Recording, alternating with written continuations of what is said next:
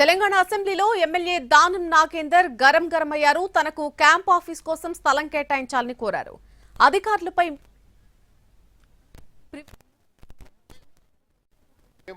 అడిగిన camp office గురించి revenue department దగ్గర సమాచారం ఉండదు, జిహెచ్ఎంసీ దగ్గర సమాచారం ఉండదు.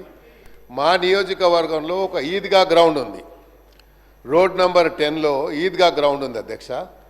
ఆ ఈద్గా గ్రౌండ్లో సిపిడిసిఎల్కి మన ఒక సబ్ స్టేషన్ గురించి ల్యాండ్ అలాట్మెంట్ ఇచ్చారు.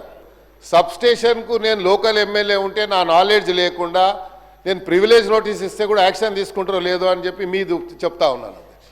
ఎందుకంటే ప్రివిలేజ్ మోషన్ ఇచ్చేటువంటి నాకు నా హక్కు ఉంది కాబట్టి, నా ఫండమెంటల్ రైట్ కాబట్టి నేను చెప్పొచ్చు. కానీ నా ప్రమేయం లేకుండా, నా యొక్క ప్రెజెన్స్ లేకుండా అక్కడ ఫౌండేషన్ వేశారు. నేను పోయి నా రెగ్యులర్ స్టైల్లో పలగొట్టాను పోయి. ఎందుకంటే ఇక నాకు వేరే ఆప్షన్ లేదు కదా సార్. ఆప్షన్ ఉన్నప్పుడు అంటే వేరే తీరు చెప్పొచ్చు. సో మరి మంత్రి గారు ఉన్నారు కాబట్టి, భట్టి గారు ఉన్నారు కన్సర్న్ మినిస్టర్ కాబట్టి వారి నోటీస్ తీసుకొస్తున్నారు అధ్యక్ష.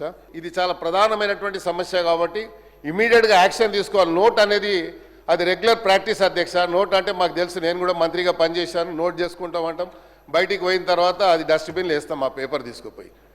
ఇది రెగ్యులర్ ప్రాక్టీస్ కాబట్టి నేను చేశాను కాబట్టి చెప్తున్నా అధ్యక్ష. నేను వాళ్ళని ఎవరిని బ్లేమ్ చేస్తలేను. ఇప్పుడు నాకు ఎవరు చెప్పాల్సిన అవసరం లేదు, నాకు తెలుసు ఏం మాట్లాడాలో. అందరికంటే సీనియర్ ఎమ్మెల్యే నేను. 5-6 ఇండ్లు వాళ్ళకు కొంచెం డబ్బులు అప్పు కింద ఇచ్చి అన్ని ఇండ్లు లాక్కొని 6 ఫ్లోర్లు వేశారు. నేను complaint zonal commissioner complaint with pictures court ఆర్డర్తో సహా పంపించాను. ఈరోజు వచ్చే ముందు ఎంఆర్ఓ గారికి, తహసీల్దార్ గారికి, అదేవిధంగా డీసీ గారికి పంపించాను. యాక్షన్ తీసుకుంటలేరు. ఈడబ్ల్యూఎస్ కాలనీ అది, పర్మిషన్ ఎలా వచ్చింది? ఇక్కడ కిట్టుకు ఏంటంటే మా దగ్గర ఉన్న టౌన్ ప్లానింగ్ ఏసీపీ చిన్న పేపర్స్ పెట్టుకున్నారు. మొన్న ముఖ్యమంత్రి గారు చెప్పారు వారి కన్సర్న్తో. అలాంటి వాళ్ళు ఏం చేస్తారు, వాడే సొంతగా స్క్రీన్ ప్రింటర్ దగ్గరకు పోయి పేపర్ తీసి ఇక్కడ ఇల్లీగల్గా కన్స్ట్రక్షన్ ఫోటో తీసి అది సీసీపీకి ఒకటి, ఏసీపీకి ఒకటి పంపిస్తాడు. దీని మీద యాక్షన్ తీసుకోమంటారు. మళ్ళీ వాడు కాంప్రమైజ్ అయిపోయి బిల్డింగ్ కట్టేస్తాడు. ఇది నడుస్తుంది కాబట్టి దయచేసి మీ సీరియస్ మ్యాటర్స్ ఇవి కాబట్టి ప్రభుత్వం తీసుకురావాలని బాధ్యత ఉంది కాబట్టి చెప్తా ఉన్నాను.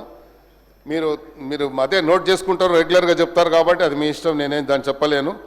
కాబట్టి ఇలాంటి ఎవరైతే సోషల్ మీడియాని మిస్యూజ్ చేసుకొని ఇలాగా అందరినీ బ్లాక్మెయిల్ చేస్తూ ఉన్నారు, ఇది చాలా హైదరాబాద్ సిటీలో చాలా పెద్ద ఎత్తున నడుస్తుంది.